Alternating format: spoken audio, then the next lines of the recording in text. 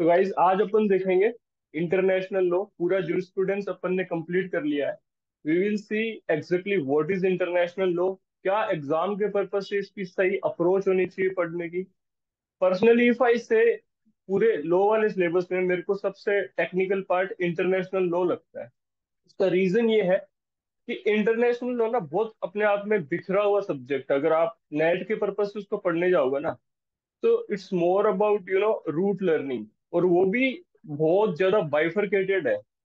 I mean, if you see right from very starting, definition से आप चालू करोगे तो वहां से लेके फिर उसके बहुत सारे डेफिनेशंस, फिर थ्योरीज, आफ्टर थ्योरीज बहुत सारा कोडिफाइड पार्ट में पूरा यूएन चार्टर के बाद में आईसीजे स्टेट्यूट, फिर ह्यूमन राइट्स को भी थोड़ा थोड़ा उसमें लीग ऑफ नेशंस, डब्ल्यूटीओ, जीए गाट, इन सबको प्रॉपरली पढ़ना पड़ता है। उसके बाद में केस लॉज, इसके बाद इस बार है दो या तीन केस लॉ में से डायरेक्ट क्वेश्चन उठ के आया था, और वो केस लॉ ऐसे होते हैं कि उनकी एक एक लाइन है ना, वो सीधी उठ के आती है।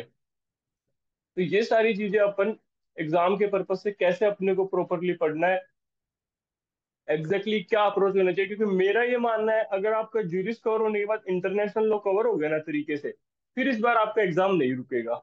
क्योंकि जितने भी जिनके मैं पर्सनली जिनको जानता हूँ, जिनके नेट तीन तीन बार हो गया और अगर जेआरएफ नहीं निकला है, तो उसमें उनका मेजर रीजन रहा है ये अनकोडिफाइड पार्ट, ज्यूरिस का और इंटरनेशनल लॉ का, या फिर उनके पेपर वन में स्ट्रेंथ पकड़ कम है पेपर वन में।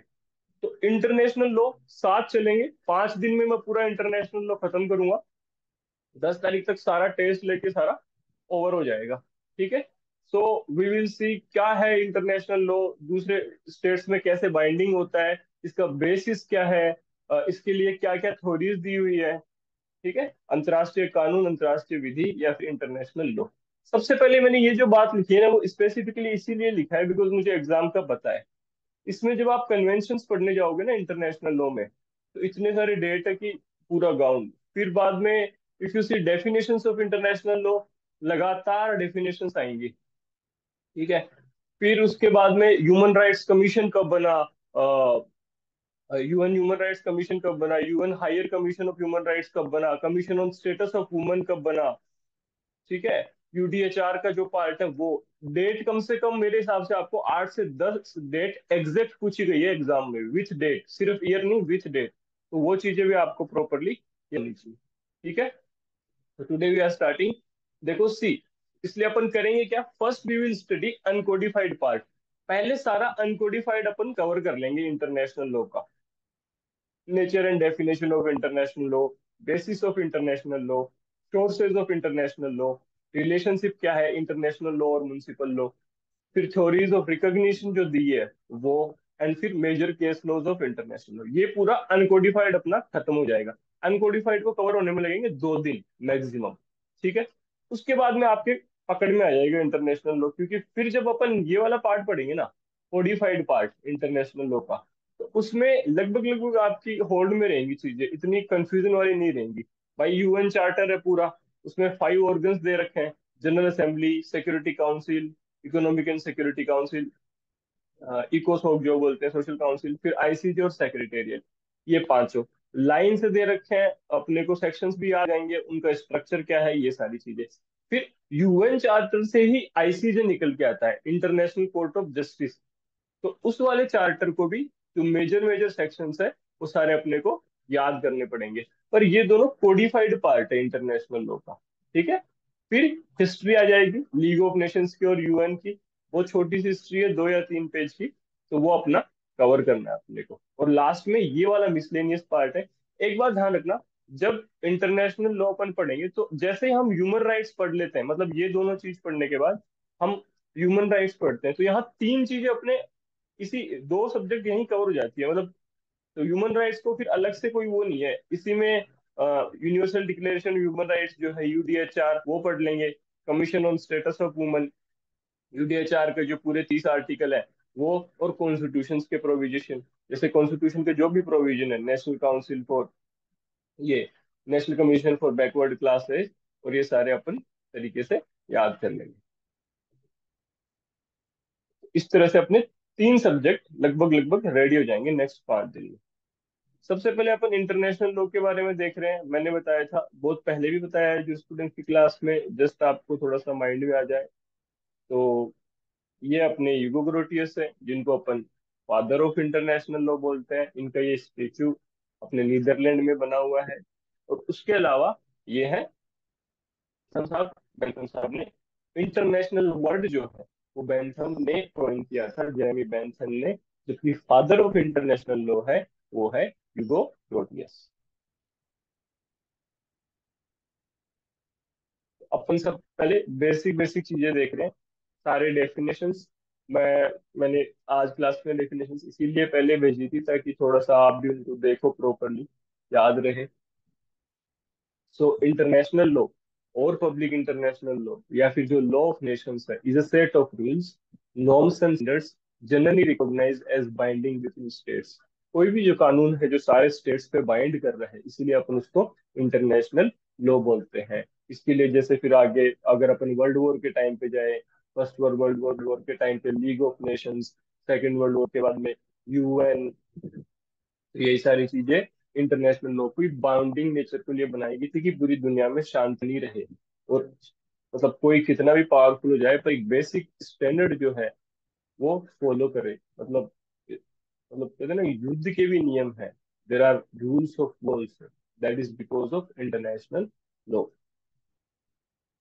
सो fun is Hugo Grotius, is the father of international law. उनकी बुक का नाम है डिजोर वैली एक्ट। मेरे साथ साथ सुनते जाना ताकि अलग से टाइम नहीं निकालना पड़े, ये लास्ट में याद हो जाएंगी, ठीक है। On the law of war and peace, ये इनके बुक का नाम है। सेकंड जो इनकी बुक का नाम है वो इसलिए याद रखना जरूरी है कि वो दो तीन बार मैच द फॉलोइंग में पूछा गया है, ठीक है। इनकी एक किताब थी मेयर लिबरम के नाम से।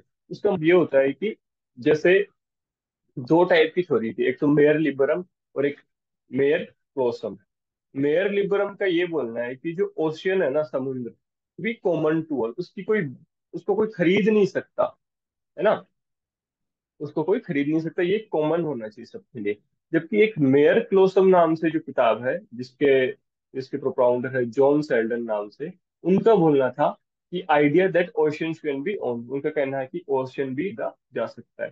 परंतु अगर आप अपन आज प्रेजेंट के कंटेक्स्ट में देखेंगे तो कहीं ना कहीं सेकंड वाली थ्योरी जो है ओशियन कैन बी ओन, वो वर्क करती है। वर्क इसलिए करती है क्योंकि आज है ना, टेरिटोरियल वाटर पे भी एक सीमा होती है ना, कि इतनी सीमा का पानी इस देश के जुरिस्डिक्शन में आता है, इसके आगे इस देश के जुरिस्डिक्शन में आता है। जो टेरिटोरियल वाटर का कंसेप्ट है वो यहीं से निकल आता है कि even ocean can be on.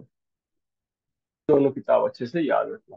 फिर है जेरेमी बेंथम, नाम सुनते ही याद आना चाहिए। Coined the term international law, year भी पूछा गया है इसलिए लिखा है 1789। इसने क्या टाइप किया है? 12 nm, correct, very correct Anuga madam. 12 nautical mile जो है टेरिटोरियल वाटर वाली पोजीशन है।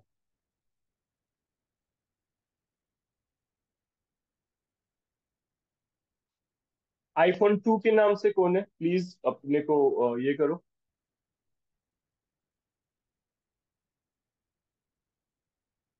एक सेकंड। आईफोन 2 वाला अपनी प्लीज ऑडियो चालू कर ले।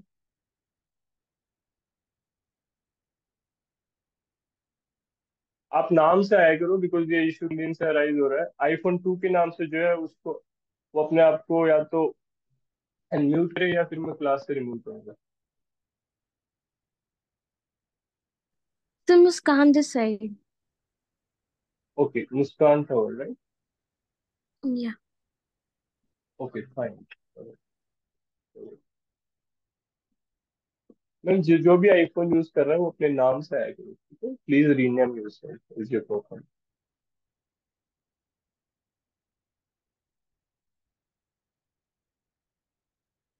सो सो फार तुमने पढ़ा यूगोग्रटियस और बेंथम। अब जो लाइन है जॉन ऑस्टिन की है, उन्होंने, बताओ, अभी साथ में रिवीजन भी करते चलेंगे।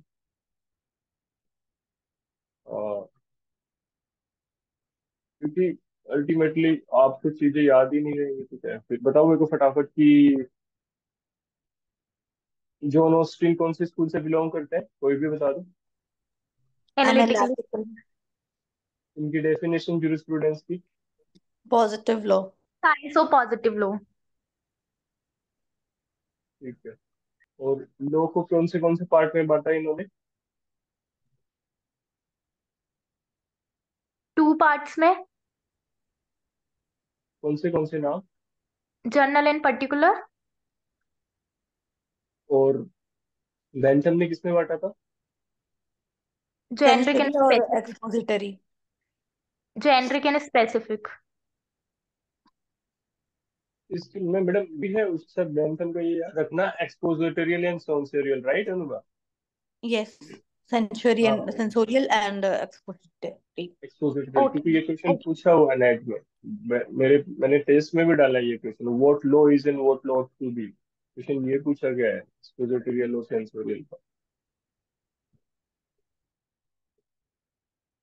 आज लास्ट में क्वेश्चंस कराऊंगा, क्योंकि ये ऐसा पार्ट है तुमको लगेगा कि यार ये तो सारा रटने जैसा है, बट चीजें रटने की हैं तो रटनी पड़ेगी उनको, अल्टीमेटली एग्जाम क्लियर करना है। तो जॉन ऑस्टिन क्या है? जो international law is not true but positive international morality analogous to rules of club or society, क्योंकि जॉन ऑस्टिन एनालिटिकल स्कूल को बिलोंग करते हैं, वो नहीं मान रहे हैं इंटरनेशनल लॉ के एग्जिस्टेंस में। उनका बोलना है एक तरह से ये पॉजिटिव इंटरनेशनल मॉरलिटी है। पॉजिटिव मॉरलिटी वर्ड किसका है याद है? पॉजिटिव लॉ एंड मॉरलिटी वाला concept. Fuller and Hart. Correct, वो है फुलर एंड हार्ट का कौन सी किताब थी मतलब, उनकी बुक का नाम क्या है? कंसेप्ट ऑफ लॉ और और morality of morality of law. And laws so properly code and laws not so properly code, ये किसका है? हार्ट। जिसने बताया ना कि जिस लॉ के पास कमांड सोवरेन और सैंक्शन होगी, पढ़ा था ना अपन ने? Austin Austin. का ही तो है। ऑस्टिन। ऑस्टिन का है ना, अपन ऑस्टिन ही तो पढ़ रहे हैं अभी। जिसके पास कमांड सोवरेन सैंक्शन होगी वो स्ट्रिक्ट लॉ पॉजिटिव लॉ है, और पॉजिटिव मोरलिटी वो है जिसको सिर्फ फॉलो करना है आपको। यहाँ पर वही तो बोल रहे हैं लियोन ऑस्टिन फिर से, international law is not true but positive international morality analogous to rules of club or society, उससे रिलेट कर सकते हो आप, जैसे उसने उसके लॉ को बांटा है। और कहीं तक वो ऑस्टिन सही भी है, क्योंकि जब भी कोई वॉर होता है कुछ भी होता है तो यूएस तो अपने हिसाब से चलता है अल्टीमेटली, चाहे इंटरनेशनल लॉ होंगे। हॉलैंड, अभी इंटर और उसके बाद में हॉलैंड, हॉलैंड का बोलना है international law is vanishing point of jurisprudence, international is law only for courtesy. ये लाइंस ऐसे क्यों यूज कर रहे हैं? वो इसलिए कर रहे हैं क्योंकि बेंथम, ऑस्टिन, हॉलैंड तीनों ही इंटरनेशनल लॉ को कोई तवज्जो नहीं देते हैं। जैसे कि बेंथम बोलता था, बेंथम की लाइन है क्या वो, nonsense upon natural law is nonsense upon stilts, yes sir. याद है? यस। Yes sir. पीवाईक्यू में पूछी गई लाइन है, तो बेंथम, इन चीजों से आपको याद होना चाहिए। वैसे ही इनके डेफिनेशन है कि लॉ ओनली फॉर कर्टसी है, कोई एग्जिस्टेंस नहीं है इंटरनेशनल लॉ का। ये जो मैंने लिखा है ये दिखने में छोटी चीज दिख रही है, इसमें से 4 या 5 क्वेश्चन आज लास्ट में दिखा दूंगा पीवाईक्यू से, ये याद नहीं रहता है। ये ही क्वेश्चन राजस्थान सेट में पूछा गया था, और जो पीएचडी का एग्जाम हुआ था आरयू का, उसमें भी ये 2 बार क्वेश्चन पूछा गया था कि कौन से ऐसे जूरिस्ट हैं जो इंटरनेशनल लॉ के लीगल कैरेक्टर को सपोर्ट करते हैं, मतलब वो उसको मानते हैं, और कौन से ऐसे जूरिस्ट हैं जो इंटरनेशनल लॉ के एग्जिस्टेंस को नहीं मानते हैं, उसको डिनाई करते हैं। तो अपन बेंथम, ऑस्टिन, होलांड तो वैसे ही है, क्योंकि डेफिनेशन ही वैसी है। ठीक है। ऑस्टिन के जैसे बोलना है not true but positive international mobility, Holland का क्या बोलना है, vanishing point, law for courtesy. तो ये नाम जो है आपको वो प्रॉपरली होते हैं। मेरी टेक्निक यही थी, मैंने इसी से याद किया है। तो आपको अगर याद करना है तो इस टेक्निक से याद कर लेना, क्योंकि हाँ एक चीज और, जब जूरिस और इंटरनेशनल तो आपका खत्म हो जाए ना, तो अगर आप सच में मेरे साथ चलोगे, तरीके से पढ़ोगे, तो लास्ट में ना ट्रिक ट्रिक के 2 2.5 3 पेज भरेंगे और ट्रिक से पूरा याद हो जाएगा, ट्रिक से पूरा याद हो जाएगा। क्योंकि वो फिर मैं क्लास में आपको पूछता हूँ सोशियोलॉजिकल में कौन थिंकर है, फिर आप ऐसे बोलते हो सर सी, सी के बाद में शायद ई था। ऐसे नहीं भाई, CIDEPS बिल्कुल डायरेक्ट टेक्निक से याद होना चाहिए सारी चीजें, ताकि वो उस टाइम पे भूलो ना। तो ये याद रख लेना। मैंने याद किया था कि जिन्होंने सपोर्ट किया है इंटरनेशनल लॉ को, लीगल करेक्टर को, उसकी टेक्निक है ये। एक मिनट, थोड़ा जूम कर देता हूँ। मेरे को तो इसी से याद है। इसका तो यार ये अपने फ्रेंड को बोल रहा है, फ्रेंड ब्रीफ में हाल बता दे। फ्रेंड से फ्रेडरिक, ब्रीफ से ब्रीफली, हाल से हॉल और लॉरेंस दोनों निकल जाएगा। हाल से हाल और एल से लॉरेंस। ये क्वेश्चन अभी दिखा दूंगा आपको पीवाईक्यू में, 3-4 सेम टाइप के क्वेश्चन। डिनाई कौन करती, या तो इस टेक्निक से याद रख लेना, ABBHSP, या फिर ऐसे देख लेना कि बेंथम ऑस्टिन होलांड की तो ऊपर पढ़ ही रहे हो आप लाइन से कि तीनों ही नहीं मानते। उसके अलावा हॉब्स, ब्राउन और पफेंडो। ये मेरे को इसलिए याद रहती है कि ए से ऑस्टिन, बी से दो आगे बेंथम और ब्राउन, फिर एच से दो हालांड और हॉब्स, और लास्ट में पफेंडोर। इसको लाइटली मत लेना, इससे 4-5 क्वेश्चन पूछे गए हैं। ये सब मैं इसलिए बता रहा हूँ कि एग्जाम नहीं निकलने या निकलने का यही रीजन होता है। Ultimately see, even if I teach you for 2 months just this jurisprudence and international law, बड़े बड़े किताब लेके पढ़ा दूं, और लास्ट के 5 दिन में चीजें आपको याद नहीं है एग्जाम में, then what is the sense of that thing? Ultimate purpose is to clear the exam. So most important thing is revision, continuous revision करने का। ये सारी टेक्निक याद रखना। अब मैं डेफिनेशन पूछूंगा क्योंकि मैंने बोला था क्लास में एक दो से तो पूछूंगा। अब पढ़ रहे हैं अपन डेफिनेशन। आई टोल्ड यू आज पूरा रूट लर्निंग टाइप चीजें हैं। एक बार दिखा देता हूँ ताकि किसी ने याद किया है, मतलब थोड़ा सा भी कोई डेयरिंग से बोल सकता है, मतलब I don't mind whether you speak some error और that is fine, but have someone tried before the class what I told, कि एक बार देख लेना ऐसे। किसने ट्राई किया है? सर मैंने देखा था। अच्छा मैडम, थोड़ा सा बता सकते हैं?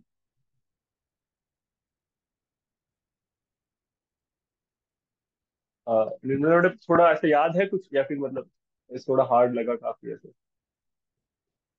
नहीं सर, हार्ड तो नहीं लगा, पर मैं प्रॉपर पूरा नहीं पढ़ पाई। अच्छा, आप पढ़ नहीं पाए, ठीक है। मैं 2 मिनट में क्लास चालू करने से, जब आप बोल रहे थे क्लास चालू, तो मैंने एक बार फिर से फटाफट लिख के देखा था। आपको दिखा देता हूँ कि चीजें उसी लेवल याद होंगी, और मुंह से अभी बोल के भी सामने दिखा देता हूँ। ट्रिक थी ये। जीबी रोड पे ऑफ, जीबी रोड पे कोई खत्म हो गया है, और एसपी के हॉल में, एसपी साहब है उनके हॉल में स्टार जस्सी गिल आया है। अब देखना, सारा बोल के दिखा रहा हूँ। जीबी रोड पे ऑफ, जी से निकला ग्रे, बी से निकला ब्रेफली, जीबी रोड पे ऑफ, ओ से निकला ओपेनहाइम, एफ से निकला फैनविक, एस से निकला स्क्वाजनबर्गर। ठीक है, ये हो गया जीबी रोड पे ऑफ। एस पी, पी से निकला पिटकोवेट, फिर एस पी हॉल हॉल, फिर Starke Joseph Gill, Starke Philip Joseph Torsten Gill. ये तो हो गए लाइन से नाम। अब डेफिनेशन सुनना। पहला, जी से निकला Grey, body of rules. Second, B से Brierly, body of rules and principles. फिर तीसरा है body of customary and conventional rules. ठीक है, जीबी रोड पे। और फेनविक का याद रखना है, इंटरनेशनल कम्युनिटी। फेनविक के जो आगे वाला आएगा उसका है इंटरनेशनल पर्सनैलिटी। आगे कौन है? फेनविक के आगे स्क्वाजनबर्गर। इंटरनेशनल पर्सनैलिटी से सीधा मैंने एरो मारा है यहाँ पे गिल पे, क्योंकि उसका भी इंटरनेशनल कम्युनिटी और सोसाइटी ऑफ स्टेट्स है। जैसे स्टोन का याद रखा था जूरिस्प्रूडेंस में, लॉयर्स एक्स्ट्रा वर्जन, वैसे होल का सीधा सीधा याद रख लेना, मॉडर्न सिविलाइज स्टेट, MCS। जैसा बचता है बीच में ये पी और स्टार। स्टार का मैंने हमेशा ये याद रखा है, greater part of its value. ये सिर्फ 1 मिनट में, ये 1 मिनट में मैंने पूरा लिखा है, और ऐसे ही अंत में आप खुद देखो। इसीलिए मैंने आज 1-1.5 घंटे पहले भेजा था और लिखा भी था कि ये चीज ऐसे याद नहीं होगी जब तक आप प्रॉपर डेडिकेशन नहीं दिखाओगे। कहाँ से याद करोगे यार? पूरे स्कूल्स ऑफ जूरिस्प्रूडेंस, थिंकर्स, सारे उनके आइडियाज, ओनरशिप की डेफिनेशन, पोजीशन की डेफिनेशन, राइट की डेफिनेशन, उनके प्रोपाउंडर किसने कौन सी चीज दी है, ज्यूरल पोस्टुलेट, को रिलेटिव, इंटरनेशनल डॉक्यूमेंट की definition, basis of international law, उसकी डेफिनेशन। ये इसलिए आपको दिखाया था क्लास से पहले कि कोई डेयरिंग करना, ऐसे याद रख लेना इन चीज को पूरा। अभी तो पढ़ रहे हैं अपन। आ जाओ भाई। So I have written definitions of international law. Definitions are written as per convenience in learning and with respect to exam purpose. Gray, दोनों में से एक चीज याद रख ला तो भी काम बन जाएगा, या तो इस तरफ के याद रख लेना या इस तरफ के रख लेना। और इनके 5 से क्वेश्चन दिखा दूंगा लास्ट में, ताकि आपको ये विश्वास रहे कि ये अगर आप सोचते हो कि मतलब ये तो छोड़ दो, इसके बिना भी कर लेंगे अपन, ये होगा। पूरे नेट के हिस्से में चीज ही यही है, हर सब्जेक्ट की प्रॉब्लम ये है। कॉन्स्टिट्यूशन में जाओगे 4 से 5 क्वेश्चन मिलेंगे केस की हायरार्की के, मतलब कौन सा केस पहले आया कौन सा बाद में आया। Sajjan Singh versus state of Rajasthan, Golaknath में केस आती, उससे पहले कौन सा आया, इस बार का क्वेश्चन है आर्टिकल उसका, अमेंडमेंट वाले से रिलेटेड कि अमेंडमेंट इज लॉ और नॉट, की टर्मिनोलॉजी पूछी है, पहले कौन सा आया कौन सा, और एकदम टच, एक एक ऑप्शन एकदम क्लोज। तो हर चीज आप नहीं सोच सकते, याद करना पड़ेगा। ग्रे का डेफिनेशन है body of rules regulating conduct of states in their intercourse with each other, याद रखना है बॉडी ऑफ रूल्स। सेकंड है ब्रीफली, ब्रीफली का याद रखना है body of rules and principles, मैं तो यही याद रखता body of rules and principles, binding civilized states in their relations with one another। Famous line थी 2015 नेट में पूछी गई है, ब्रीफली की ही, it is both practically inconvenient and also contrary to best juristic thought to deny legal character of international law।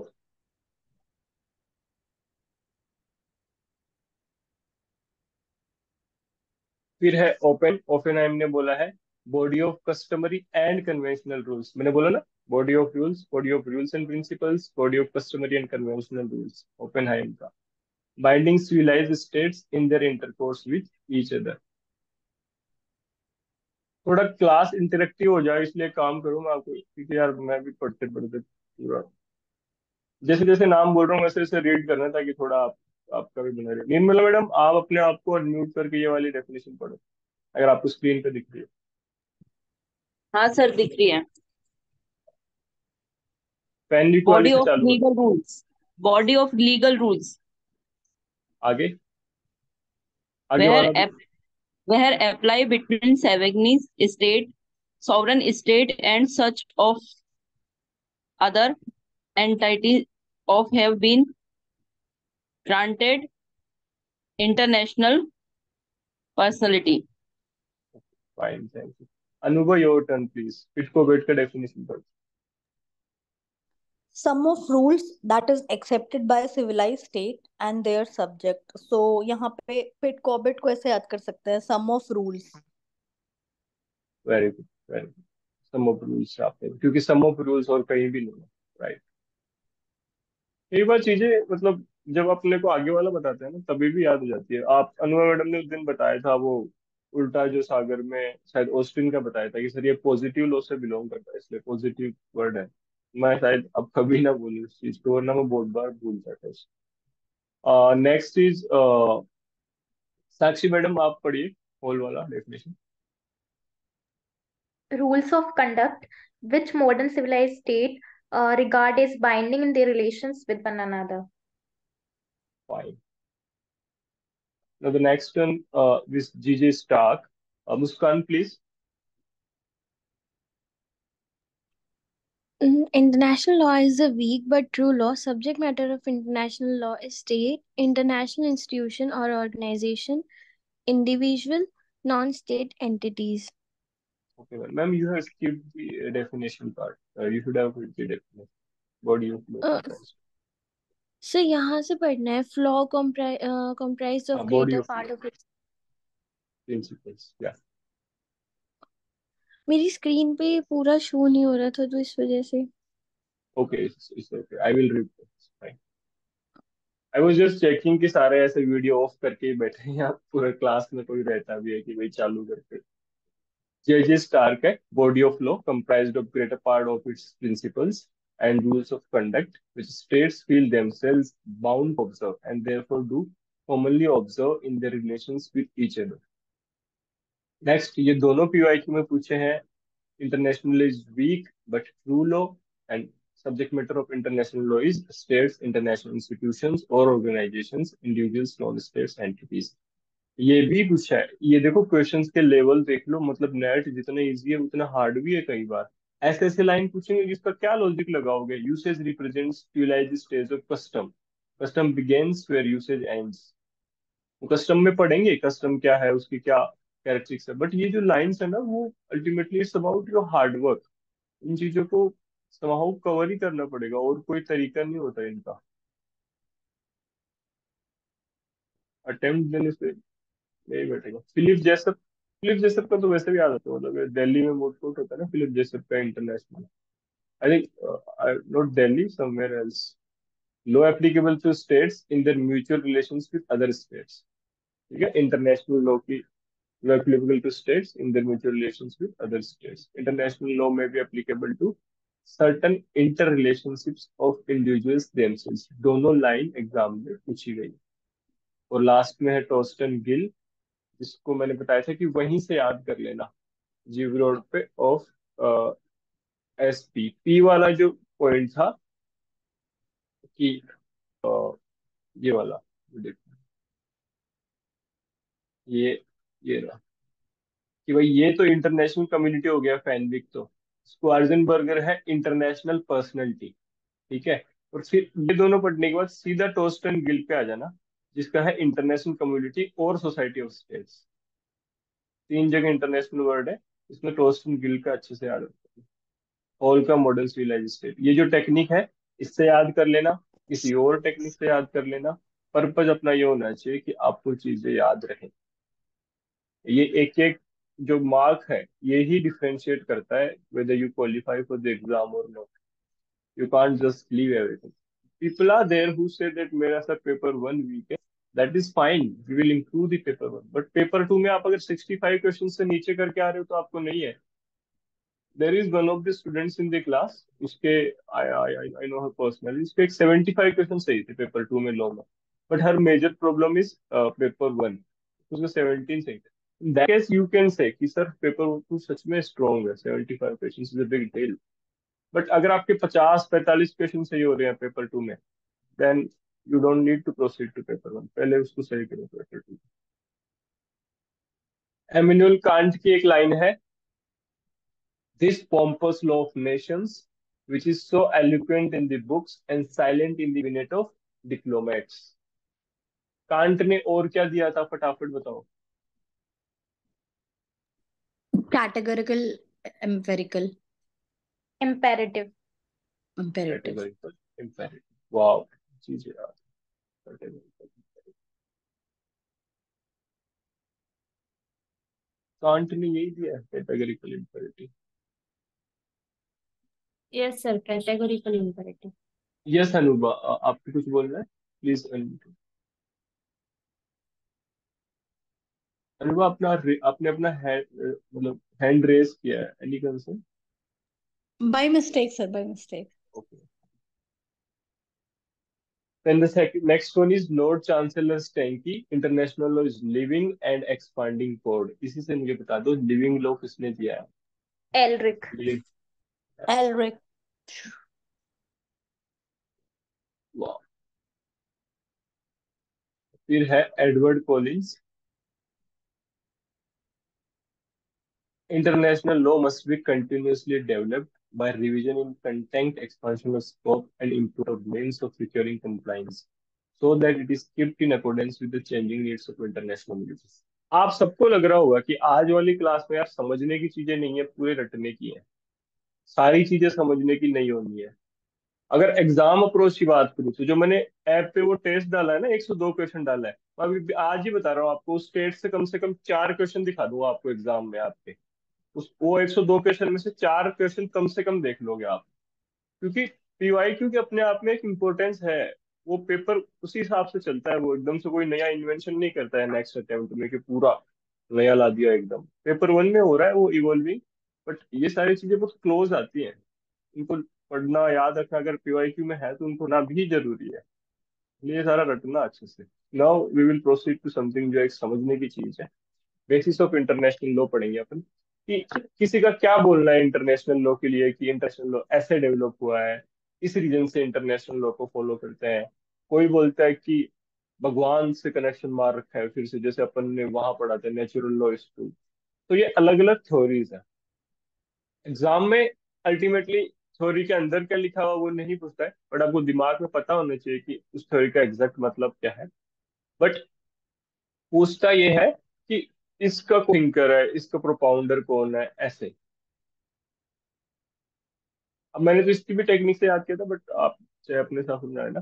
So naturalist theory का very simple, it led emphasis on law of nature as a basis of international law.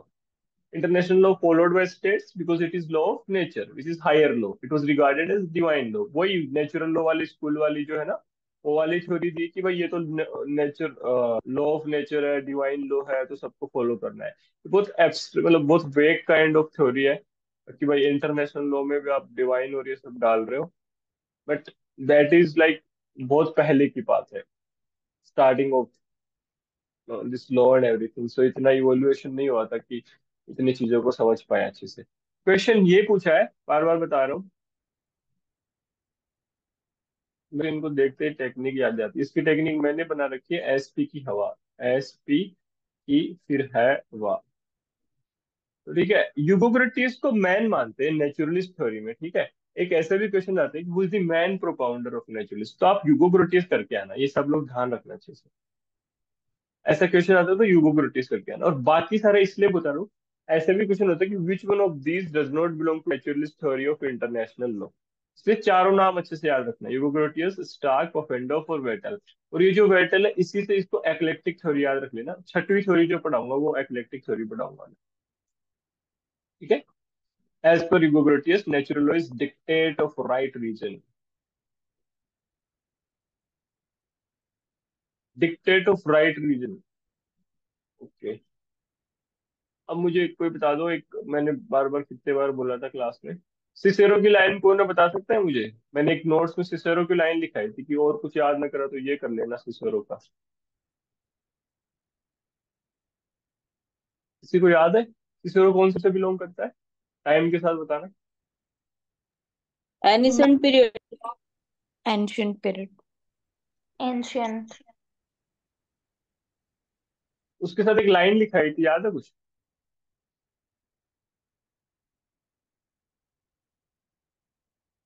मैंने बोला था ये पूछी गई है, इसको याद रखना। इम्प्लांटेड इन नेचर, ऐसे कुछ राइट लाइन थी, यस सर, यस सर। याद है? ऐसे ही याद रहना कि वो लाइन, अभी मैं मेरे को एग्जैक्ट नहीं, पर इम्प्लांटेड इन ये था कि इम्प्लांटेड इन नेचर, उसमें वो उस लाइन में आता है वो, जो दो तीन बार पूछे। फिर पॉजिटिविस्ट थ्योरी, पॉजिटिविस्ट से मुझे फटाफट बताओ कि पॉजिटिविस्ट थ्योरी का और क्या क्या नाम है स्कूल के हिसाब से अगर देखें तो? imperative analytical positive school, analytical empirical school. Imperative. ठीक है, करेक्ट, पॉजिटिविस्ट। डिवाइन नहीं, मतलब डिवाइन लो अपन नेचुरल में चलेंगे, नेचुरल। डिवाइन लो, मॉरल लो, नेचुरल लो, ये सब डिवाइन लो की बात फर्स्ट स्कूल है। अपन बात कर रहे हैं थर्ड स्कूल में आ गया अपन, एनालिटिकल, इम्पेरेटिव, कमांड। ये वर्ड जो होते हैं, कमांड से इम्पेरेटिव निकला है, पॉजिटिव, मैन मेड लो, पॉजिटिव लो को मैन मेड लो बोलते हैं। सो अपन बात कर रहे हैं पॉजिटिविस्ट थ्योरी की, ठीक है। This theory is based on actual practice of states, ठीक है। मतलब वही अपन ने बोला था, पॉजिटिव लो या इंपेरेटिव लो, एनालिटिकल लो का क्या काम है? व्हाट लॉ इज, इससे हमको मतलब व्हाट लॉ और टू बी, इससे हमें कोई मतलब नहीं है एनालिटिकल स्कूल में। वही ये बात कर रहे हैं, based on actual practice of states, will of states is main source of international law. States चाहते हैं एक ऐसा इंटरनेशनल लॉ रहे जिससे सारे नियम फॉलो हो, पूरे देश में, पूरे विश्व में एक शांति का माहौल रहे। युद्ध के भी नियम हो, चाहे रशिया यूक्रेन का युद्ध हो, उसके भी कुछ नियम हो। नियम कोई फॉलो नहीं करता, क्योंकि अल्टीमेटली स्ट्रॉन्ग इंसान जो होता है वो नियम तोड़ के अपने हिसाब से चलाता है सिस्टम पे। तो ये है, will of states is the main source of international law, this line is for positivist theory. इसके चीफ एक्सपोनेंट जो है वो बैंकर शॉक है, बट एग्जाम में ये वाले भी आए थे, स्टार्क और ब्रिफली। चीफ, ये बैंकर शॉक नहीं पूछा था, और ये दोनों पूछ लिए थे कि स्टार्क और ब्रिफली कहाँ बिलोंग करते हैं।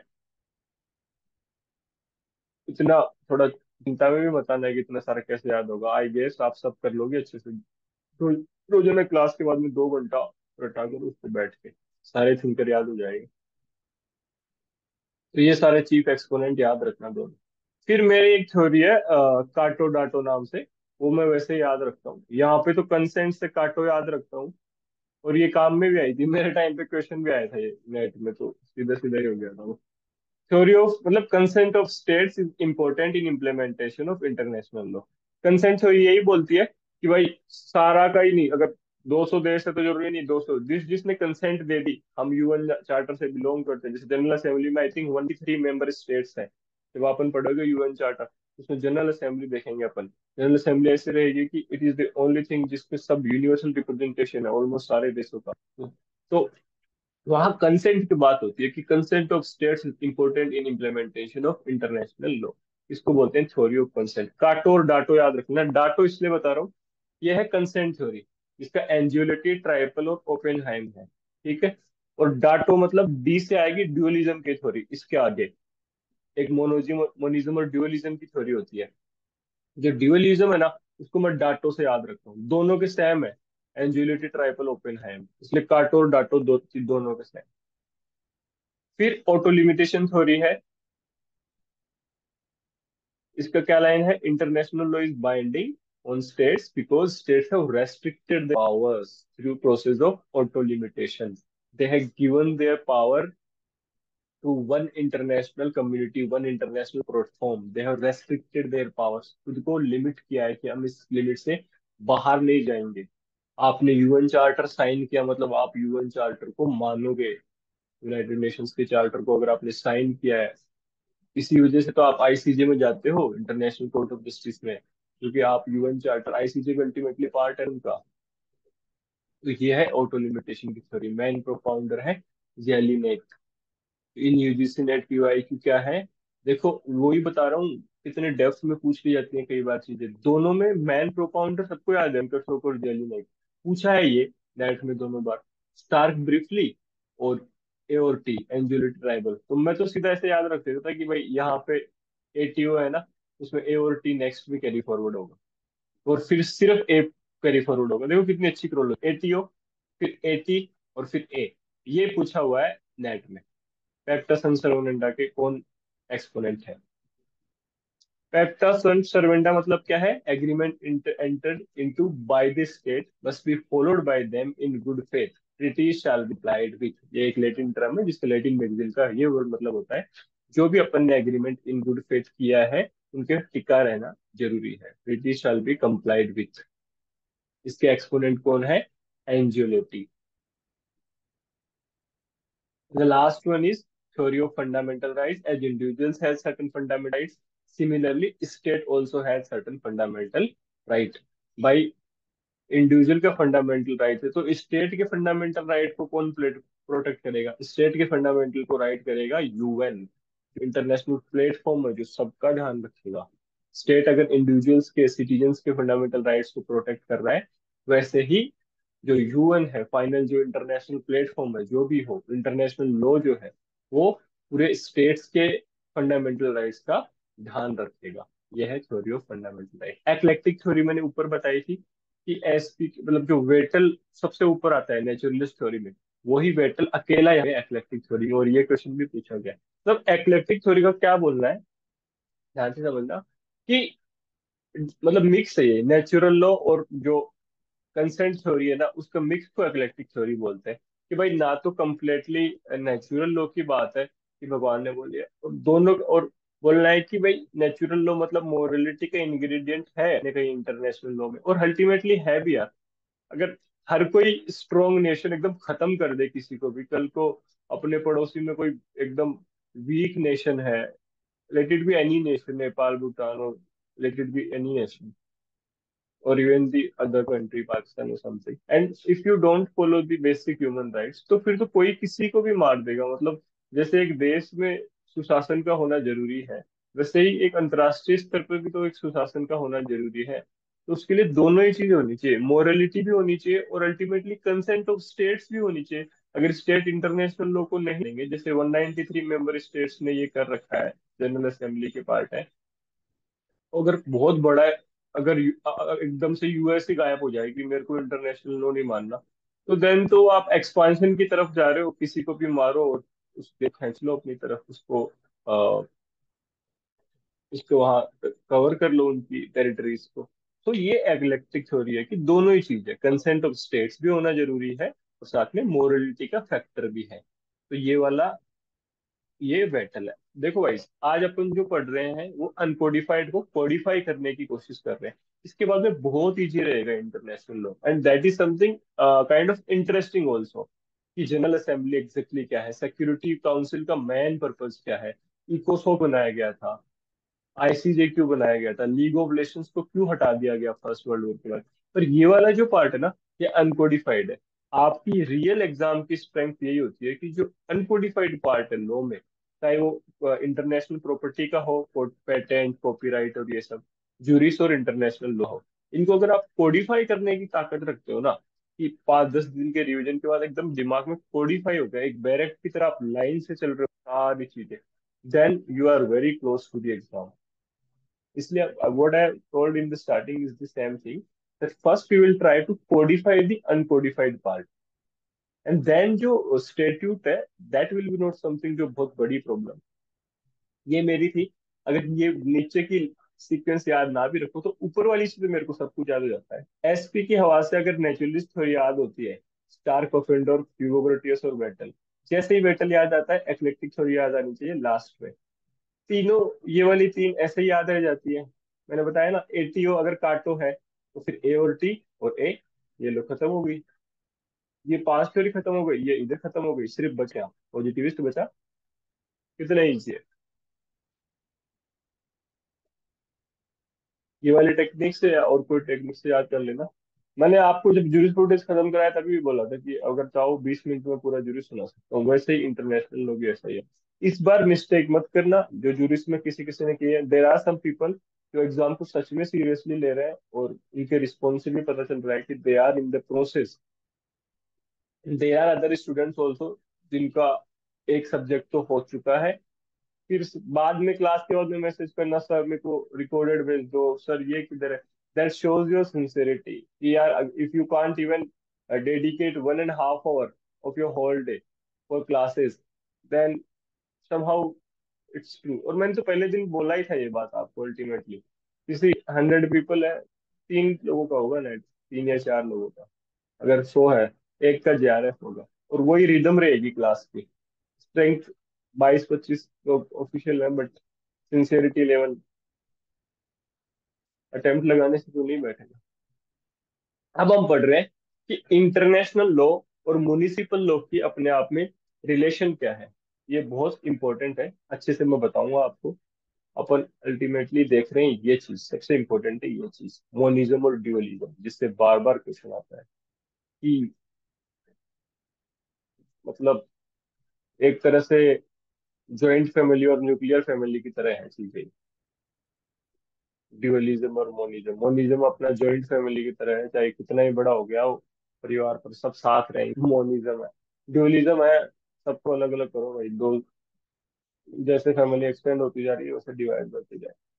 इसको समझेंगे अपन मोनिज्म और ड्यूअलिज्म का। एक वर्ड में बोलूँ ना मोनिज्म और ड्यूअलिज्म को, सिंगल लाइन में, तो भाई मोनिज्म मतलब है जितने भी देश दिख रहे हैं इनका जितना भी लॉ है, खुद का लॉ इनका, और एक इंटरनेशनल लॉ है, वो दोनों एक ही चीज है, मतलब they are part of the same coin, that is monism. whereas the dualism says that these are completely two different things. What you follow in your nation is a different law, and what is followed at international level, whatever is the international law, is a different thing. तो ये Duo और mono ऐसे याद रखता है, और इनके जो एक्सपो इसके जो प्रोपाउंडर है इन दोनों थ्योरी के, ये 5-7 बार लगातार लगातार पूछे जाते हैं। तो अपन देखेंगे टोटल। ये भी याद रखना कि इंटरनेशनल लॉ और म्युनिसिपल लॉ को समझाने के लिए टोटल 5 थ्योरी है। मेजर ये पूछी जाती है, दैट इज राइट। या आर सेट में भी पूछी थी ये। अनुभव मैम, जैसे आप एमपी सेट दे रहे हो ना, वहाँ पे ये directly most probably I will tell you. अच्छा, आप I guess previous year paper को अच्छे से रेफर करना है एमपी सेट के लिए भी। 3-4 पेपर जितने भी मिले ना, रिपीट होते हैं सेट में क्वेश्चंस काफी। ओके। अभी मेरे पास टाइम नहीं, मैं ऐप पे डाल दूंगा सारे, बाकी जो भी बचे हैं। तो मोनिज्म और ड्यूअलिज्म को देखते हैं एज पर दिस थ्योरी। मैंने ज्ञानबाजी नहीं की है यहाँ पे बहुत ज्यादा, कि इसने बोला फिर ऐसे पांच पांच लाइन, वो इतना टाइम नहीं है। As per this theory municipal law and international law are parts of universal one legal system. एक ही लीगल सिस्टम के दो हैं, two sides of a coin, international और म्युनिसिपल लॉ है तो एक सिक्का ही जो दोनों के पास। ये अच्छे से याद रखना। MMKD एक हरियाणवी सिंगर है, मेरे को उस नाम से याद रखता है, आप कोई अलग टेक्निक हो इससे याद रखना। मोजर, मार्टन, केल्सन, डुगोइट। डुगोइट मैंने आज क्लास से पहले डाला है नोट्स में, क्योंकि चाहे के हो बहुत जगह सिर्फ के रहता है, but Duguit is also there in monism theory, और ये क्वेश्चन पूछा गया है डुगोइट का। मतलब ऐसा भी एक क्वेश्चन था कि जिसमें ये वाले नाम दे रखे थे तीनों, एंजियोलिटी, ट्राइपल, ओपेनहाइम, और नहीं ओपेनहाइम नहीं दे रखा था, एंजियोलिटी, ट्राइपल, और ये शायद में डुगोइट दे रखा था कि इनमें से ड्यूअलिज्म को कौन बिलोंग नहीं करता। इसलिए मैंने वापस पूरा सर्च करके पता लगाया कि ये भी डुगोइट जो है वो मोनिज्म को बिलोंग करता है। मॉर्गन, मार्टन, केल्सन और डुगोइट। केल्सन कहाँ पे है बताना। मोनोइज्म। नहीं, हाँ जूरिस्प्रूडेंस में कहाँ पे है। Analytical. Analytical is analytical. pure theory of law. क्या, pure theory of law. Doubly pure. और क्या है, और क्या दिया इन्होंने? Grand grand Grand norm. Grand तीनों अच्छे से याद रखना। WQ law should be away from politics, और वो वाली लाइन है ना, law should be away from culture, politics and ये सब है। WQ pure theory of law, ground norm theory, theory of ground norm. अब आ गए यहाँ पर सेकंड पे, ड्यूअलिज्म, या जिसको प्लूरिस्टिक थ्योरी बोलते हैं। सीधे से एक ही लाइन में याद रखना, municipal international law both are different. ये है ड्यूअलिज्म की थ्योरी। डाटो काटो डाटो बताया था ना, ये डाटो से याद रखना भाई साहब। ये टेक्निक इतनी काम आई थी, दो क्वेश्चन सही हो गए थे इससे, इस टाइम पे मेरे अटेम्प्ट में। और दो क्वेश्चन तो बहुत होते हैं। अपने क्लास में एक स्टूडेंट है, वो मैम के पांच पांच अटेम्प्ट हो गए हैं, बहुत I mean that is some kind of bad luck I would feel. उन्होंने बहुत हार्ड वर्क किया, एंड एक एक क्वेश्चन से उनका अटेम्प्ट रहा था। जब when I was preparing for the first time for the net, she missed that attempt by one question, single question. और एग्जाम को मिस करने में सिर्फ एक क्वेश्चन की भी भूमिका हो सकती है, तो वो क्वेश्चन आपके 6 महीने भी खा सकता है, और फिर से भी बर्बाद सकता है। और 6 महीने की बेरोजगारी दिमाग को बहुत परेशान कर देती है, इसलिए एक एक चीज को तरीके से पढ़ना जो भी पड़ा। एक क्वेश्चन से छूटा हुआ है उनका, सिंगल क्वेश्चन से। 202 कट ऑफ थी, 200 उनके मार्क्स। एंजिलिटी, ट्राइपल और ओपेनहाइम, ये है ड्यूलिज्म की थ्योरी। अब थर्ड है, इनका नाम याद रखना, monism, dualism, delegation, transformation, specific adoption. इनमें से जैसे वहां पे बताया था ना आपको कॉर्पोरेट पर्सनैलिटी की थ्योरी में, बताओ रियलिस्ट थ्योरी का कौन है प्रोपाउंडर कॉर्पोरेट पर्सनैलिटी में।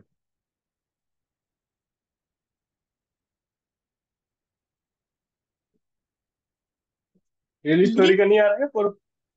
करेक्ट,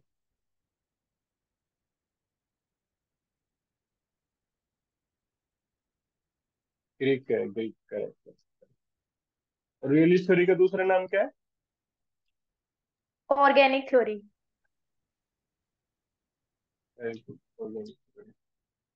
ब्रैकेट थ्योरी का दूसरा नाम। Symbolic theory. Correct madam. Madam ये भी बता दो किसने दी है ये थ्योरी।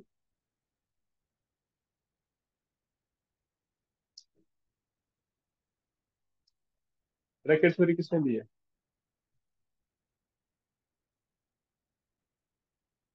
अच्छा मुझे बताओ, थ्योरी ऑफ लीगल फिक्शन किसने दी है। सैविग्नी। तो ब्रैकेट थ्योरी फिर शायद आयरिंग ने दी होगी, सही बोल रहा हूँ क्या। आयरन ने आयरिन। दी। Iron. इसलिए बता रहा हूँ ये सारी क्रोनोलॉजी मिक्स कर करके, क्योंकि याद रहने से ही काम चलेगा। बता दो फटाफट, आयरिंग कौन से स्कूल को बिलोंग करता है। सोशियोलॉजिकल। Sociological. इंटरेस्ट को किस किस में बांटा है।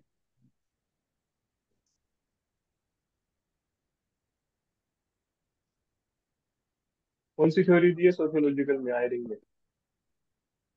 Interest theory. Social utilitarianism, interest theory, social control theory. Interest को तीन पार्ट बांटा है। तीन पार्ट कौन से याद है? सोशल इंटरेस्ट, स्टेट इंटरेस्ट और इंडिविजुअल इंटरेस्ट। करेक्ट, ये सही है। और जब मैं सोशल यूटिलिटेरिज्म की बात कर रहा हूँ तो सिर्फ यूटिलिटेरिज्म किसने दिया है बता दो। बेंथम। बेंथ। ये बार बार रिपीट करवाने का रीजन यही है कि ये आपके दिमाग में क्रोनोलॉजी बैठनी चाहिए, जैसे जैसे नाम दिखते हैं वैसे वैसे। मतलब आज मैं पूछने भी वाला था, फिर मैंने स्टार्टिंग में पूछा नहीं। अभी देखो आपको बताता हूँ, क्योंकि टाइम इतना नहीं है कि आप अपने हिसाब से फिर और चीज होगी। 2 महीने में मैं जैसे पका रहा हूँ, बस ये इंटरनेशनल लॉ खत्म हो जाने के बाद चीजें भागेगी एकदम। ग्रे की डेफिनेशन बताओ जूरिस्प्रूडेंस की।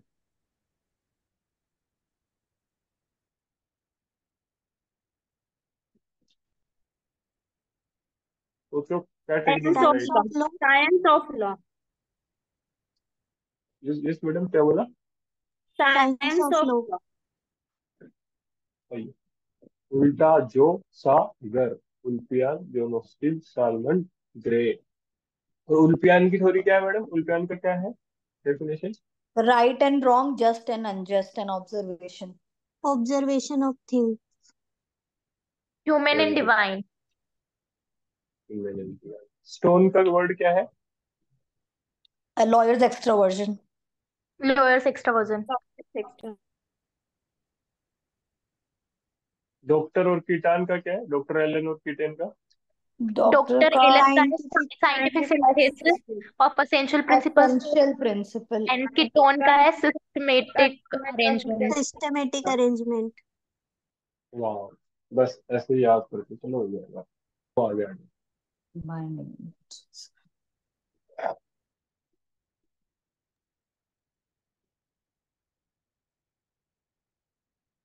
इस अटेम्प्ट से आगे मत खींचना कोई भी नेट के एग्जाम को। It's my humble request to everyone. We have all given, I think, 5 to 7 years in law, 5 years of LLB, 2 years of LLM. It's been around 8 years, and we are still not perfect for the job. So make sure you get the job in next 2 months.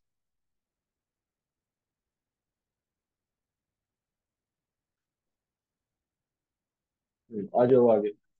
अपन ने पढ़ ली थी monism की theory, dualism की theory. अब अपन पढ़ रहे हैं delegation. International law is delegated power to every nation, how to apply international law in their country. ये सिंपल डेलीगेशन की थ्योरी है।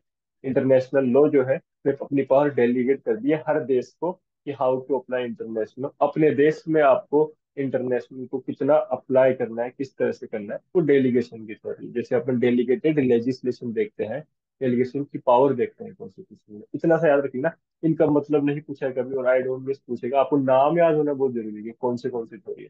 ट्रांसफॉर्मेशन थ्योरी क्या है? Without transformation international law can't be applied in the field of municipal law. कि भाई जो international law है वो एक परफेक्ट सुपर बॉडी है, और अपन उसको अपने हिसाब से ट्रांसफॉर्म करके अपने यहाँ अपने फील्ड ऑफ म्युनिसिपल लॉ में लगा लेते हैं।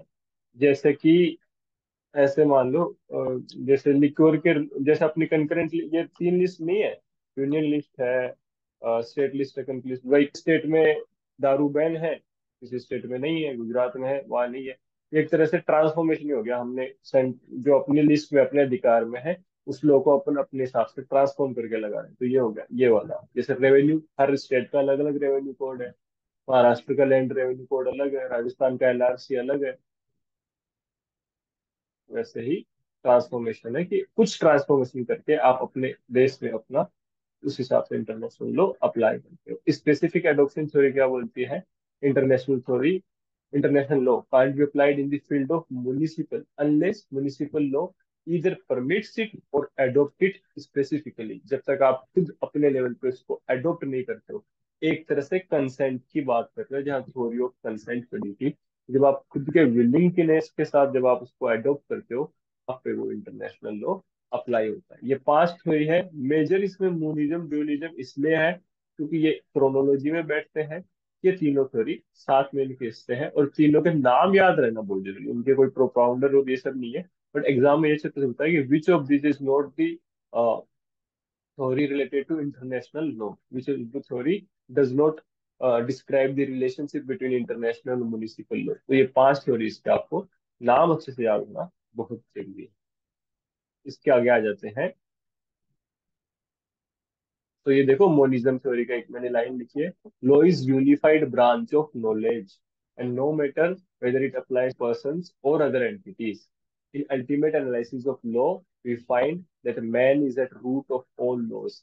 देखो ये जो यूनिफाइड ब्रांच ऑफ नॉलेज है ना, हम बोल रहे हैं कि मोनिज्म थ्योरी का बोलना है कि भाई म्युनिसिपल लॉ इंटरनेशनल लॉ अलग अलग नहीं है, वो एक एक ही शाखा के निकले हैं, एक सिंगल यूनिफाइड ब्रांच है। इसी से ये वाली लाइन निकल के आती है कि अगर आप लॉ का एनालिसिस करोगे ना, लॉ को ध्यान से समझोगे, तो पाओगे कि इंसान, man is at root of all laws. तो लॉ अलग अलग नहीं है, जैसे अपन बोलते हैं ना कि भगवान अल्टीमेटली अलग अलग नहीं है, संदेश उस चीज का एक ही है कि आप इंसानियत में विश्वास रखते हैं, चाहे धर्म अलग अलग हो सकता है। वैसे ये लाइन इसलिए बता रहा हूँ, पूछी गई है, इसलिए कंफ्यूज मत हो जाना। In ultimate analysis of law, we find that man is at root of all laws. Her law का पर्पस ये है कि इंसान की सिक्योरिटी, पीस और प्रोटेक्शन करे वो लॉ। ये मोनिज्म की थ्योरी है, इसलिए ये लाइन अच्छे से दिमाग में रखना। इस लाइन से जैसे बता रहा हूँ, वैसे जो एक क्वेश्चन था कल कर रहे थे अपन, वो मेरे को भी अच्छे से याद आया जब एक्सप्लेनेशन दिया कि सोशियोलॉजिकल स्कूल जो है वो सोशल आइडिया को नहीं देखती है, सोशल इंस्टीट्यूशन को देखती है। वंदना मैडम का था तो मेरे को भी अच्छे से बैठ गया वो। अब थ्योरी ऑफ रिकॉग्निशन पढ़ेंगे, इसको अच्छे से समझना कि क्या थ्योरी है। मोटा मोटा बताऊंगा पर यहाँ से क्वेश्चन आते हैं लगातार, ठीक है। डिक्लेरेटरी थ्योरी का दूसरा नाम एविडेंशियरी थ्योरी है और एक कॉन्स्टिट्यूटिव थ्योरी। देखो, किसी भी स्टेट को, जैसे पाकिस्तान में से टूटा बांग्लादेश, अपन ने 1962 के वॉर के आसपास वो जब हुआ, जब बांग्लादेश अलग निकला, तो ये जो थ्योरी है ना, ये बोलती है कि भाई फाइनली ऐसी कौन सी चीजें हैं जिससे एक स्टेट, एक कंट्री को अपनी पहचान मिलती है। ये थ्योरी ऑफ रिकॉग्निशन है। रिकॉग्निशन मतलब क्या होता है हिंदी में, इसको पहचान कब दिए जाए। भाई किसी का, सिंपल सिंपल सी बात है, अपन बोले कि भाई तू कहाँ से बिलोंग करता है, क्या करते हो, तो अपन कुछ दिखाएंगे, बर्थ सर्टिफिकेट दिखाएंगे, कुछ तो दिखाएंगे, भाई मेरे मदर का नाम ये है, फादर का ये है, ये सरनेम है। वैसे ही जो राज्य है, एक स्टेट है, एक कंट्री, उसकी पहचान के लिए क्या चीज होती है, उसकी अलग अलग थ्योरी है, उसकी 2 थ्योरी है। पहली थ्योरी का देखना, प्रोपाउंडर बाद में देखेंगे। पहली थ्योरी के हिसाब से 4 इंपॉर्टेंट चीज है जो अगर उस कंट्री में या उस स्टेट में है तो वो कंप्लीट हो जाता है। कौन सी है? पॉपुलेशन, वहाँ की जनसंख्या, वहाँ का टेरिटरी कितने दायरे में है वो, वहाँ की गवर्नमेंट होना चाहिए, मतलब भाई ऐसा हो गया कि गवर्नमेंट ही नहीं है, पूरा इंटरनल डिस्टरबेंस है कुछ ऐसे। और सोवरेनिटी होनी चाहिए, सोवरेनिटी को शायद हिंदी में संप्रभुत्व बोलते हैं मेरे हिसाब से, ठीक है। अरुणा मैडम, मैं सही बोल रहा हूँ क्या? सोवरेन को जी सर, संप्रभुता ही बोलते हैं। संप्रभुता। संप्रभुता। हाँ, हाँ संप्रभुता। तो मैडम ये 4 चीजें डिक्लेरेट, ये पूछेगा, ये क्वेश्चन में भी है, एक मिनट चैट में किसने क्या बोला है, यस। तो ये 4 चीजें हो तो डिक्लेरेटरी थ्योरी या एविडेंसरी। एविडेंसरी मतलब क्या होता है कि ये अपने आप में ही एविडेंस है कि स्टेट बन चुका है। 4 चीज है, तो वहां की जनसंख्या, वहां की टेरिटरी, वहां की सरकार, गवर्नमेंट और उसकी संप्रभुता। एक मिनट नॉलेज के लिए से बता मैडम, टेरिटरी को हिंदी में क्या बोलते हैं? राज्य क्षेत्र। राज्य क्षेत्र। राज्य, राज्य। अरुणा मैडम, राज्य क्षेत्र ही बोलते हैं क्या टेरिटरी को? सीमा होती है टेरिटरी तो। टेरिटरी मतलब होता है जैसे अपना एक एरिया होता है क्षेत्रफल की तरह, कि भाई इस देश का इतना नहीं, वो तो क्षेत्रफल है। जुरिडिक्शन को बोलते हैं, क्षेत्राधिकार और अधिकारिता तो। हाँ चलो कोई बात नहीं, टेरिटरी से आप समझ जाए ना कि मतलब एक देश का जितना एरिया, कि भाई इसकी इतनी इतनी इतनी है, इसके इतने, इंडिया इतने एरिया में है, उसको टेरिटरी बोलते हैं। तो ये 4 इंग्रेडिएंट जिसके पास होते हैं ना, उसको एविडेंसरी थ्योरी एविडेंस से ही मान लेती है। एविडेंसरी मतलब ये 4 है, किसी पहचान की और कोई पहचान की जरूरत नहीं है, अब हम स्टेट मानेंगे। इसलिए यहाँ पे क्या लिखा है कि recognition is not the fifth ingredient of a state. किसी कंट्री को अपने आप में कंप्लीट होने के लिए किसी दूसरे देश से या किसी यूएन के देश से और पहचान देने की जरूरत नहीं है। अगर तुम्हारे पास पॉपुलेशन, टेरिटरी, सरकार और संप्रभुता है, इसके मतलब आप अपने आप में एक स्टेट हो, आप एक कंट्री हो। ये बोलती है डिक्लेरेटरी या एविडेंसरी थ्योरी। एविडेंसरी से बेटर याद रखता है कि भाई और कोई गवाह या और कोई एविडेंस की जरूरत नहीं है अगर आपके पास ये चार चीजें हैं। जबकि कॉन्स्टिट्यूटिव थ्योरी क्या बोलते हैं? अच्छा, एक लाइन ये भी डिक्लेरेटरी कि भाई जो पहचान की हम बात कर रहे हैं, जैसे ये बोल रहे हैं कि रिकॉग्निशन जो है वो पांचवा इंग्रेडिएंट नहीं होता है स्टेट का, इसलिए ये लाइन बोलते हैं कि recognition by one state is merely a declaration of existing fact. जो ऑलरेडी है उसको डिक्लेयर करना ही है, इसलिए उसकी जरूरत नहीं है। जबकि कॉन्स्टिट्यूटिव थ्योरी क्या बोलती है कि जब कोई भी देश बनता है ना, तो अपन रिकॉग्निशन देखेंगे किस किस टाइप का रिकॉग्निशन होता है इसके आगे। तो ये बोल रहा है कि recognition by state is the fifth ingredient of state. भाई जब कोई इंडिया पाकिस्तान से टूट कर जब बांग्लादेश बना ना, तो इंडिया ने उसको डायरेक्ट पहचान दी थी कि हम आप अपनी तरफ से डिक्लेयर करते हैं आपको कि आप एक कंप्लीट कंट्री हो। इससे क्या होता है कि इंटरनेशनल रिलेशन है ना उस कंट्री के साथ चालू हो जाते हैं। इंटरनेशनल प्लेटफॉर्म पे उसको अपने आप में एक संप्रभुता मिल जाती है कि अब इससे आप ट्रेड कर लो, कोई भी बिजनेस की डील कर लो। अब वो पाकिस्तान का हिस्सा नहीं है ऐसे। तो इसके दो टाइप के टाइप होते हैं, ये समझ गया, ये अच्छे से याद रखना। और इनके प्रोपाउंडर, मैंने ट्रिक ये है, big problem in whole W. ये ट्रिक छोटी छोटी लग रही होगी, अंत में यही काम में आती है, नहीं तो सारा गोल हो जाएगा फिर, इतनी सारी चीजें। और ये एक एक क्वेश्चन आ रखे हैं। बड़ी प्रॉब्लम हो गई है होल डब्ल्यू में। ब्रीफली, पिटकोबेट, प्रोफेसर हॉल और वैगनर, ये है डिक्लेरेटिव। और कुछ याद रखो ना, कोई ये वाला तो अच्छे से कर लेना, ये इजी भी है और बहुत बार पूछा भी जाता है। और ये मैंने हैगल हुआ से याद रखा है, हैगल, होलांड, ओपेनहाइम और एंड्यूलिटी। ये कॉन्स्टिट्यूटिव थ्योरी के पार्ट है। अब अपन ये देखेंगे कि जो अपन पहचान की बात कर रहे हैं ना, वो किस किस टाइप की पहचान होती है। भाई अपन ने पोजीशन में क्या पढ़ा? हाँ, ये पूछता हूँ, कोई मुझे बता सकता है अपन ने पोजीशन में, पहले तो मुझे ये बता दो, पोजीशन में सालमेंट की डेफिनेशन थी क्या?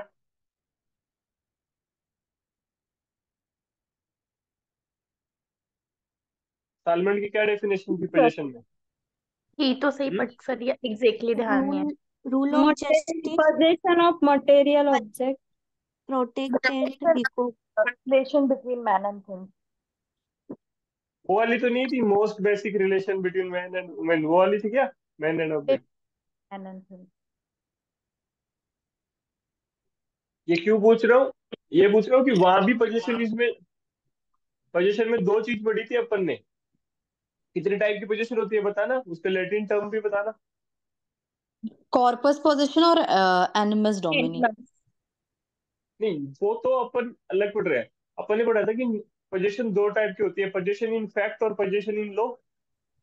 Yes sir. पोजीशन सिविलिस और पोजीशन नेचुरलिस। तो वही यहाँ पे है, एक तो डी फैक्टर, एक तो फैक्ट के बेसिस पे किसी को रिकॉग्नाइज करना, ठीक है, और एक कानून के बेसिस पे, डी ज्योर। ज्योर मतलब कानून के बेसिस पे, फैक्टो मतलब फैक्ट के बेसिस पे।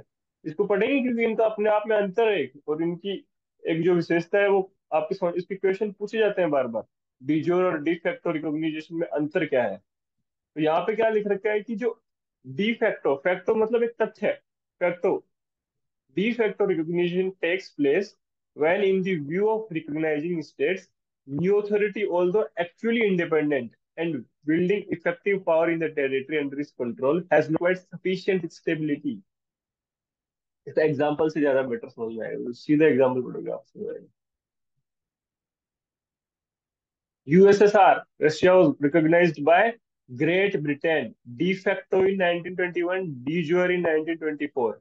कहने का मतलब ये है, जैसे एक तो हमने तथ्य के बेसिस पे ये बोल दिया कि हम आपको पहचान देते हैं, वो पहले दी जाती है। जैसे समझो,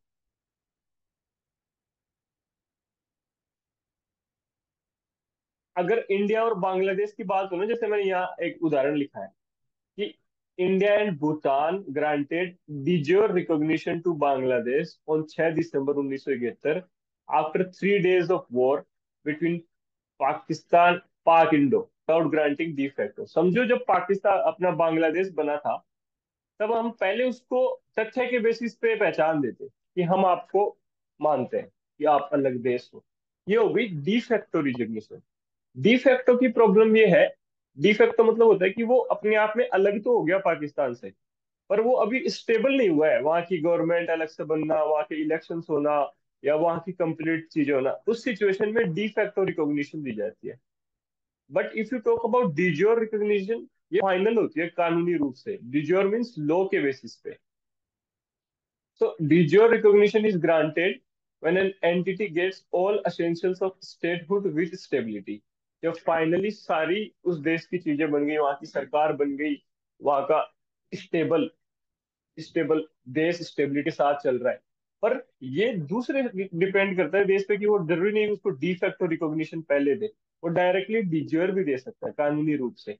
लाइन इंपॉर्टेंट है ये कि जब आप डिजोर रिकॉग्निशन दे दी ना आपने फाइनली किसी देश को कानूनी रूप से, तो आप उसको विड्रॉ नहीं कर सकते वापस से कि नहीं नहीं हम नहीं मानते आपको, ऐसे नहीं। पर जो डिफैक्टो रिकॉग्निशन है ना, मैं भी विड्रॉ उसको विड्रॉ कर सकते हो आप कि नहीं सर हमने आपको डिफैक्टो दी थी तथ्य के बेसिस पे, बट अब हम इसको विड्रॉ करते हैं, हमारे और आपके बीच में इंटरनेशनल रिलेशन या बिजनेस रिलेशन नहीं बनेंगे, हम आपको पहचान नहीं दे रहे हैं। क्योंकि एक लाइन आती है कि de facto recognition is temporary, whereas de jure recognition is final, cannot be withdrawn। एक बार आपने कानूनी रूप में दे दी तो उसको आप विड्रॉ नहीं कर सकते। इसलिए अच्छा एग्जांपल याद रखने के लिए रख सकते हो कि जब इंडिया और भूटान है, उसने डायरेक्टली कानूनी रूप से de jure रिकॉग्निशन दी थी बांग्लादेश को 6 दिसंबर 1971 को, after 3 days of war between पाक इंडो, या डी फैक्टो नहीं दी थी। ठीक है। अब मैं 1 मिनट स्टॉप शेयर कर रहा हूँ और फटाफट देख रहा हूँ, अगर टाइप राइटर ने क्वेश्चन भेज दिया हो तो वो भी मैं आपको करा देता हूँ। 2 मिनट लगेगी ताकि आज का काम भी हो जाए।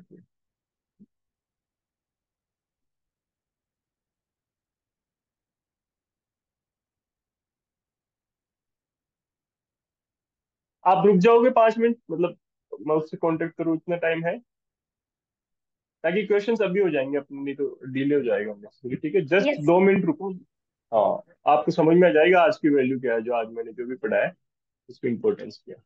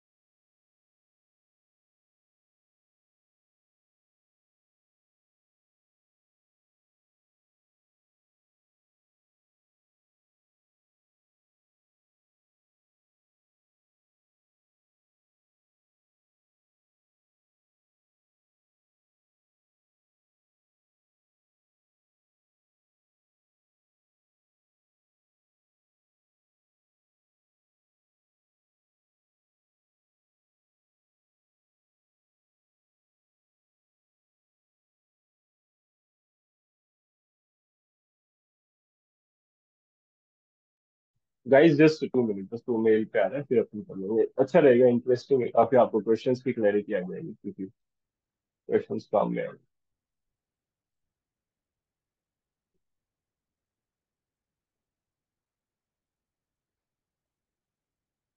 जिसकी क्लास रह गई है जूरिस्प्रूडेंस की, वो मैं आपकी आज बैठ के वो सारा सॉल्व कर देता हूँ ऐप के साथ, ताकि साथ में रहो आप क्लास के। मनीष जी की, अरुणा मैम की, उनकी क्लास तो टीवी है, तो कल से जो भी आईफोन के नाम से है, वो अपने नाम से आना शुरू करें, क्योंकि 2-3 लोग थे वो डमी कैंडिडेट्स थे, जो एक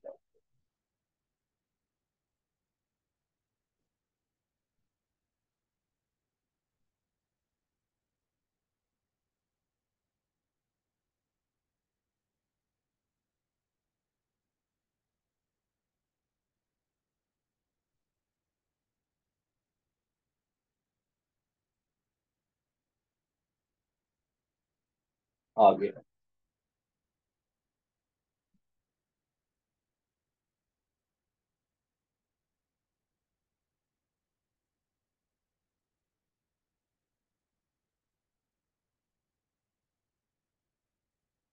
हम्म,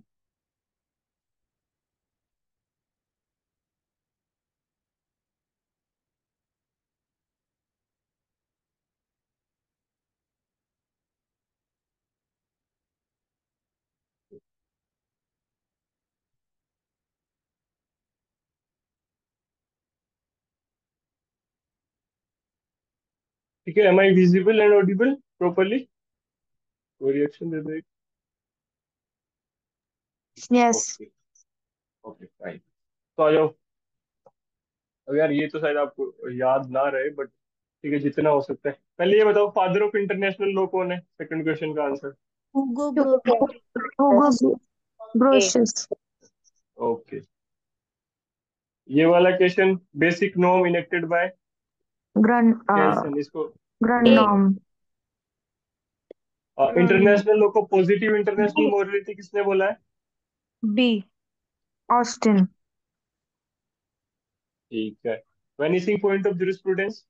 होलैंड बी। Holland. वाह, अच्छी बात है यार। ये सारे पीवाईक्यू के ही करा रहा हूँ अलग से, मतलब बी ए, ठीक है, good. Which of the following is an incorrect match? अब ये बताओ।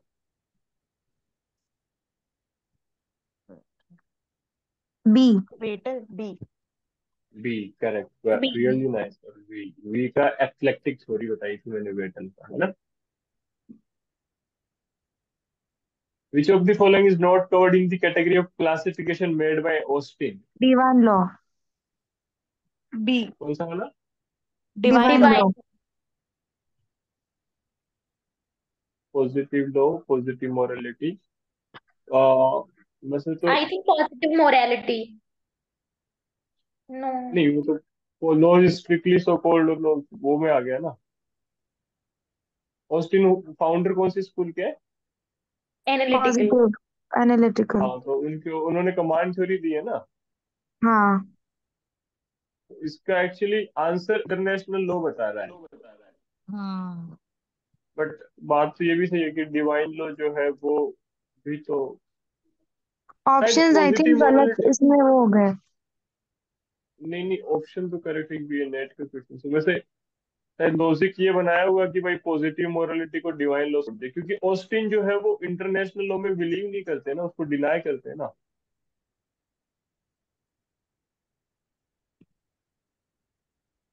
Bentham Austin, Austin positive international morality ऐसे बोलते हैं ना।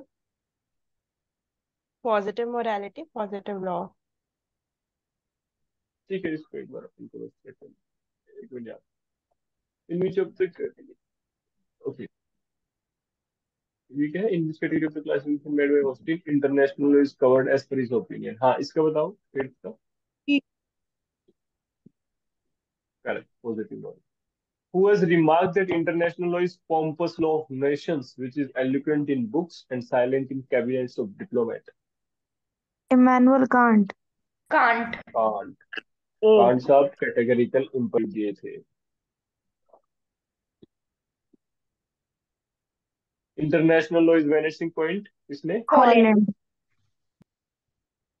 Who defines international? देखो आज का पार्ट देख रहे हो, इसमें बोल रहा था रटने क्या है, जो चीजें रटने की है वो रटनी ही पड़ेगी। अब इसमें क्या लॉजिक लगाओगे इन सब में? Who defines international body of rules and principles? Body of rules and Oppenheimer. Principles कौन सा ओपन। OPM. Open. है? Open A. him. ओपेनहाइम कैसे है यार? ब्रेली। ब्रीफली है ना, देखो मैंने क्या बोला था, जीबी रोड पे। ओह, जीबी, एक मिनट, मेरे कैमरा चालू नहीं। हाँ, हाँ, जीबी रोड पे ऑफ बोला था ना ट्रिक के। तो जी पहले कौन आया? ग्रे। ग्रे के बाद कौन आया? ब्रीफली।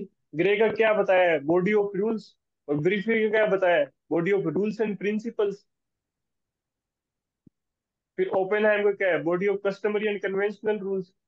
तो ये हुआ ना ब्रीफली। एक ब्रेली।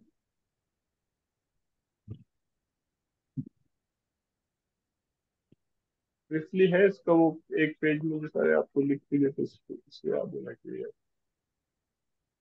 रट लेना इसको, आज तो कोई बात नहीं क्लास है, बट आगे तो याद रखना। अब इसका देखो, which of the following jurists. Denies the legal character of international Starke. Law? Starke. Starke. Starke denies the character of international law. Hobbes. Hob.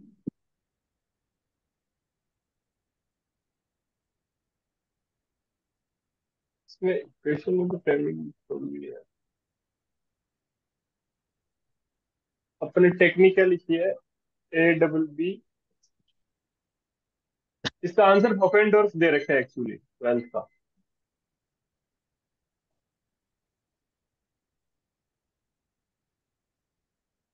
Guys don't yes पे सर। अटेंशन।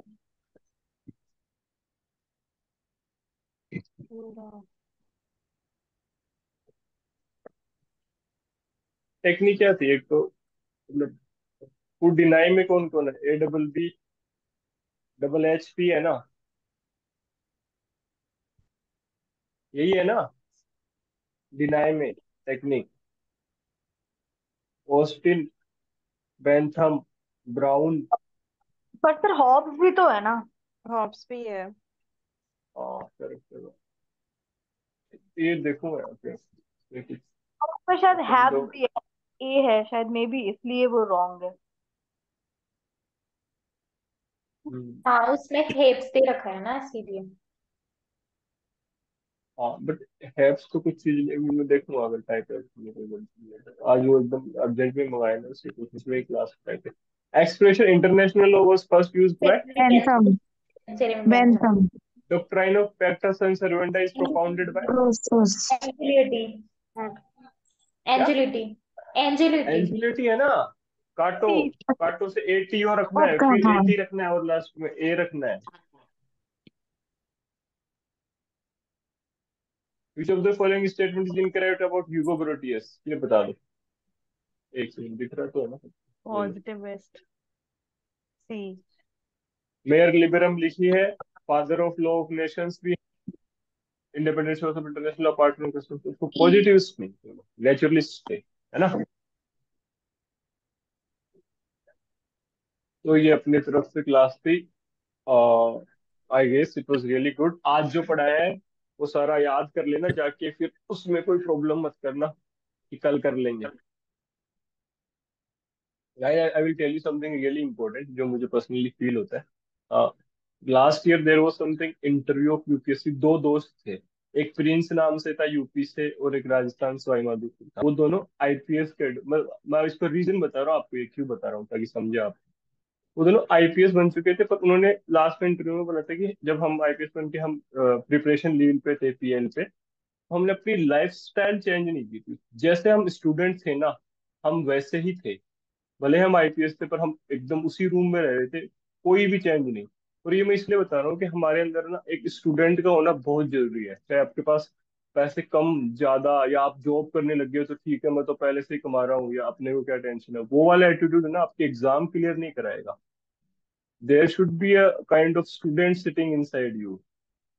एक जो स्कूल का 11वीं 12वीं का जैसे बच्चा होता है ना, जब नीट PMT IIT की तैयारी करता है, कि जो बोल दिया वो कर लेता है तरीके से, तो वो वाली चीज भी रखना थोड़े अंदर, है ना? स्टूडेंट एटीट्यूड रखना ताकि एग्जाम बेटर हो। ठीक है guys, thank you so much everyone, thanks Thank for you, your sir. Time.